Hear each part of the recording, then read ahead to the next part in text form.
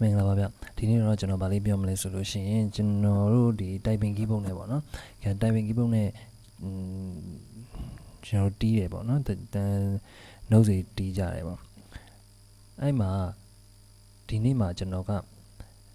FPC မှာပေါ့နော် FPC ကို typing keyboard နဲ့လွယ်လွယ်ကူကူဘယ်လိုတီးလို့ရမလဲဆိုတဲ့ဟာလေးကိုကျွန်တော်ပြောချင်တာဗျနော်အဲ့တော့ FPC ကိုကျွန်တော်တို့ခေါ်လိုက်မယ်ပေါ့နော်သူမှာပါတဲ့ဒီ pad လေးတွေကိုပေါ့နော်ဒီ pad လေးတွေကိုကျွန်တော်တို့ကလွယ်လွယ်ကူကူနဲ့ဘယ်လိုတီးလို့ရမလဲဆိုတော့ကျွန်တော်တို့ပြောချင်တာပါနော်အဲ့တော့ကျွန်တော်ဒီမှာ typing keyboard ကိုကျွန်တော်ကဒီမှာထုံးစံတိုင်းเนาะ Z8CV ပေါ့နော်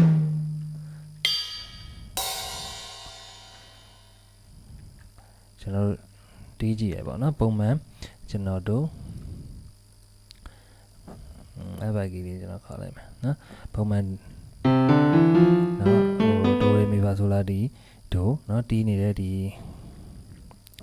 ဟာအတိုင်းကျွန်တော်တို့တီးကြည့်တယ်ဒီ FPC တို့တခြားဟာတွေမှာပေါ့နော်တခြားဟာတွေမှာတော့တီးရတာအဆင်ပြေဆိုပေမဲ့ FPC ရောက်သွားတဲ့အချိန်ကျ FPC မှာကျွန်တော်ကထုံးစံတိုင်း Z ကိုနှိပ်လိုက်တယ် height တွန်ရောက်သွားတယ်နောက်အခု video နှိပ်တယ် right ကိုရောက်သွားတယ်ပေါ့နော်နောက် VB မှာဆိုရင်နောက် crash ရောက်တယ်အစရှိတဲ့ဖြစ်ပေါ့နော်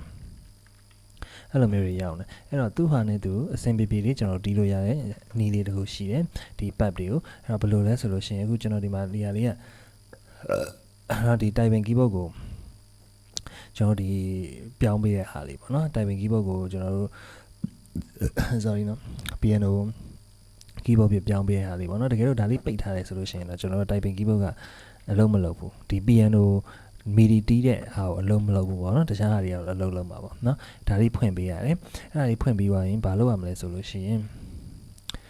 ဒီကောင် right click လေးထောက်လိုက် right click ထောက်အများကြီးကြာလာလိုက်အဲ့မှာကျွန်တော်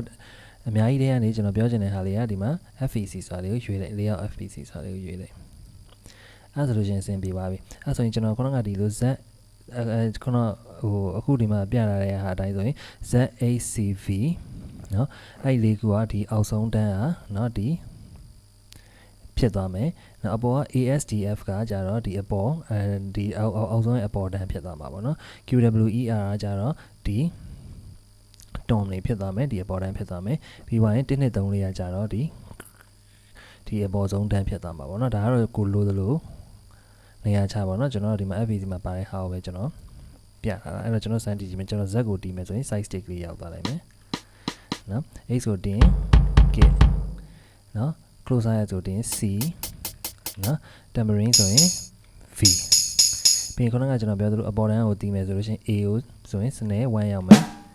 S ကိုရင် snare 2 open hi-hat က D closer က F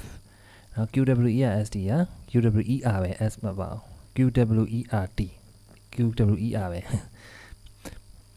အခုဒီအရာ၄ခုကကြတော့ဗာရှိမယ် tom လေးဖြစ်သွားမယ် t tom เนาะတတိယတန်းဖြစ်သွားမှာ1 2 3 4ကကြတော့အပေါ်เนาะအပေါ်ဆုံးတန်းဖြစ်သွားမယ်เนาะလွယ်လေးပဲအဲ့ဒါကိုအဆင်ပြေလို့ဒီပတ်တွေနဲ့ကျွန်တော်တို့ sorry ပတ်တွေကိုကျွန်တော်တို့ဗာပြောမလဲ FPC ရဲ့ပတ်တွေကိုကျွန်တော်ဒီ typing keyboard နဲ့လွယ်လွယ်ကူကျွန်တော်တီးလို့ရမှာဖြစ်ပါတယ်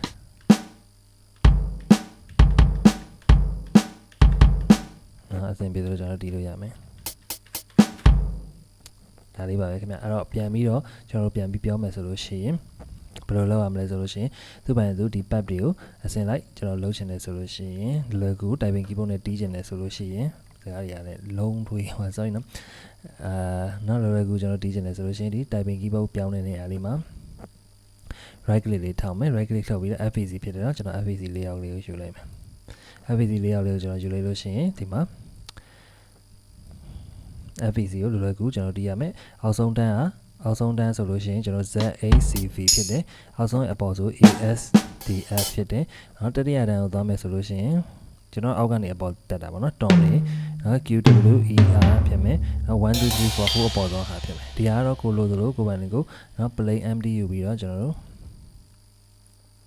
ကြိုက်တဲ့နေရာမှာကြိုက်သလိုဒါ FPC အကြောင်းမဟုတ်တော့ကျွန်တော်အဲ့လောက်ထိတော့ကျွန်တော်